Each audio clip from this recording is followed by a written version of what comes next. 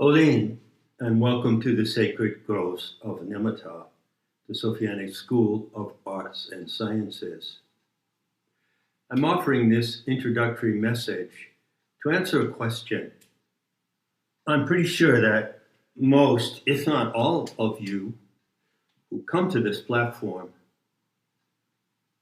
might ask yourselves this question: how do I find my way into this material so that I can engage with the topics and themes that really interest me and learn how to apply what I find to my life in a way that matters in how I view life and in how I conduct my affairs in the world? That's the question. I could put it in other forms, but I think you get the point. And of course, it's natural that you would ask that question.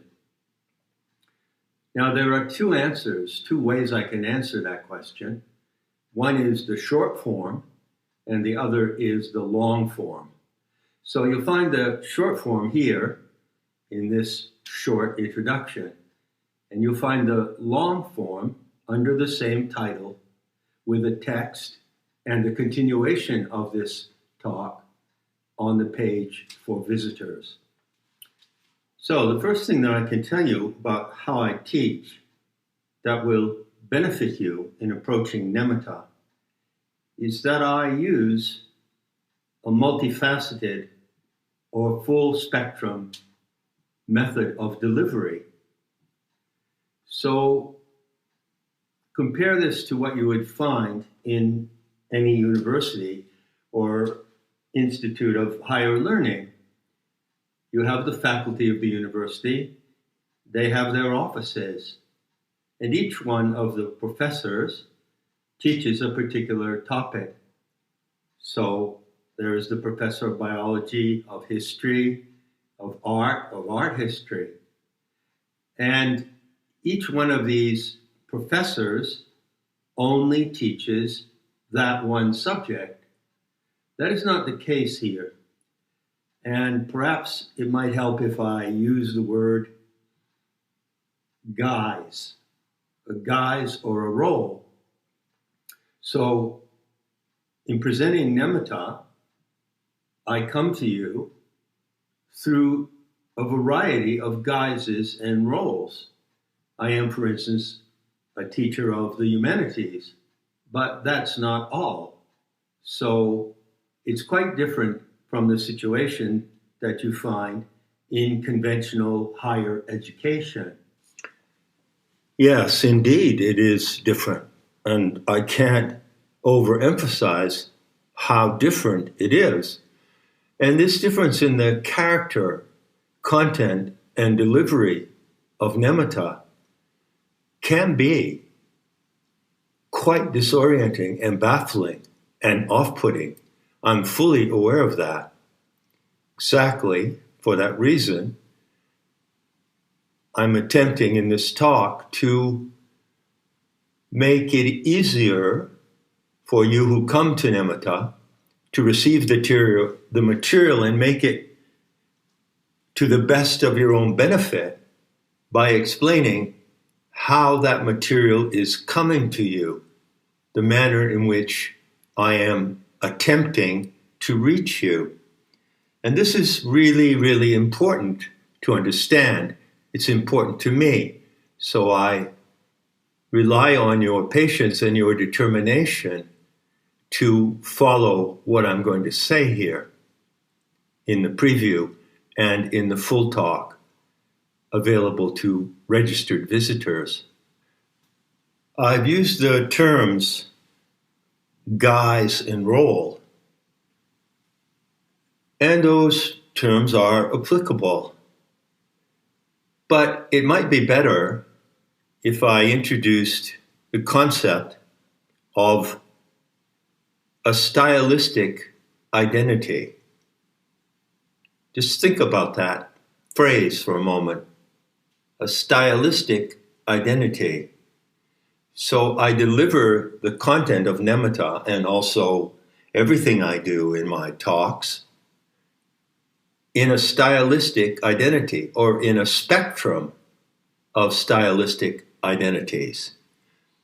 Now, there's a world-famous French writer who has been an important figure in my life, Louis-Ferdinand Céline. And Céline once said, referring to himself and his literary output, "Le style fait l'homme," style makes the man. Now, I would paraphrase that in this way. Style is what instills and supports the authentic character of any individual or the message coming from that individual. So you would know, of course, that artists who have attributed or contributed significantly to the humanities and to the propagation of morals and values for living better, living correctly, living according to a certain standard of humanity, you will agree that they are all characterized by style. So there is the style of the sculptor Brancusi or Brancusi. There's the style of James Joyce, and in Joyce you find also a multiplicity of styles. The style of his book, Portrait of the Artist as a Young Man, is different from the style of his short stories, Dubliners, or from the style of Ulysses, which in itself contains a multitude of styles. Likewise, for musicians and composers, the style of Beethoven is not the same as the style of Stravinsky. So style is, you could also say, a mark of mastery of the material, whatever it may be, writing, sculpture, music, and the style gives the signature to that material. So what is my style of delivery? Well, I use various stylistic identities. Now, this may seem like a baffling phrase, but I can make it clear immediately by referring it to the well-known phenomenon of LARPing. So LARP stands for live action role playing. So we know now that due to the anonymity of the internet, anyone who goes on the internet can assume a role, a guise, a fictional identity. In the live action role playing of massively multiplayer games, there is an avatar. You assume an avatar to play the game. And that avatar is your stylistic identity within the game. So this analogy is clear, and I think it's vastly demonstrated, largely for the worse, by examples of people LARPing on the internet. So what you see in the delivery of the content of Nemeta is a massive performance of LARPing. I don't simply come through in one assumed identity. I come through in, well, how many? More than a dozen. In the text that goes with the complete version of this talk, I undertook to make a list of the stylistic identities that I employ in Nemeta, and I was amazed. I was myself amazed by how long the list is. I'm not going to go through that complete list here, but you can read it in the text for that unit. Now, I have to do it in this way. I really have to, because what I teach is not just one thing. It is the unity and coherence of many things. So, for example, I'm looking at this extraordinary list I made. Here I just say 3 or 4 examples of the stylistic identities that I employ.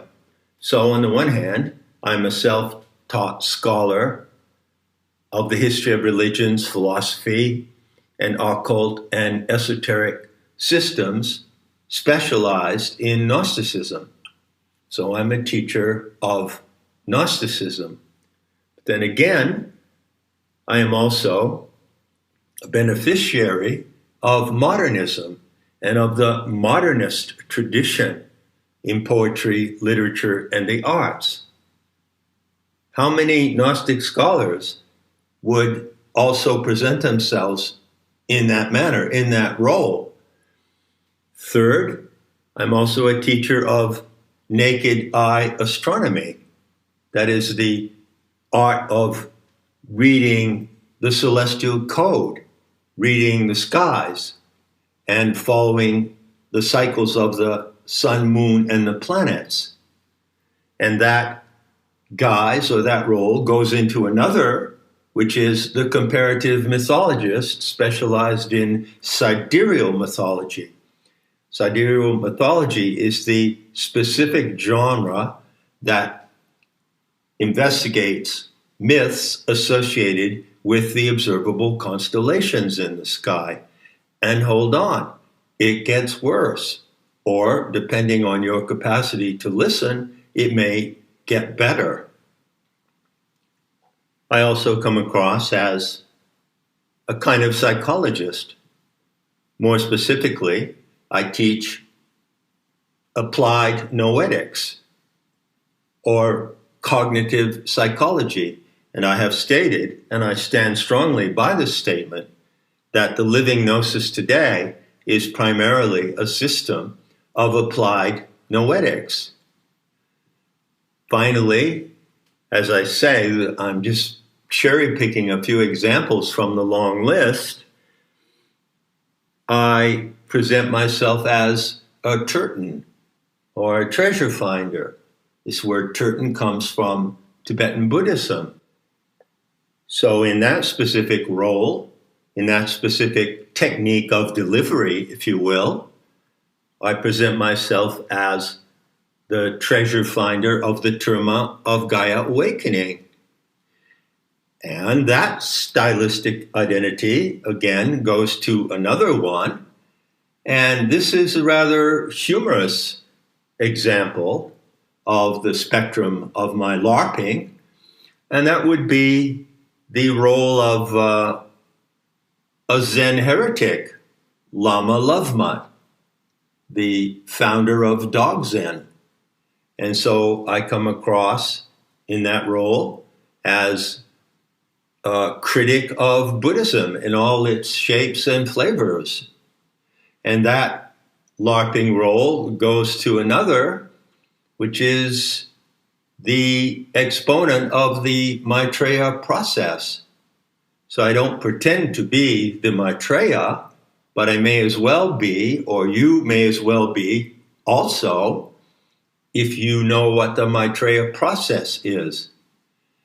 So you see, this is just, I'm just skimming or scanning over the full list. And I realize that the mercurial character of what I do, the role shifting or shape shifting in my delivery, can be disorienting or off-putting. I admit that. I am constantly aware of that, but I do it anyway. It's the only way I can deliver the abundance of what I have to teach.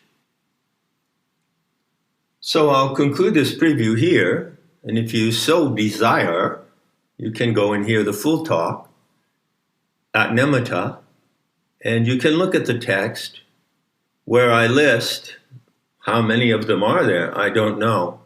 More than a dozen of these stylistic identities. And I also talk about the really important subject of the 5 master metaphors that are my main tools, my primary tools for delivering the content that you find on Nemeta. So I will see you over there.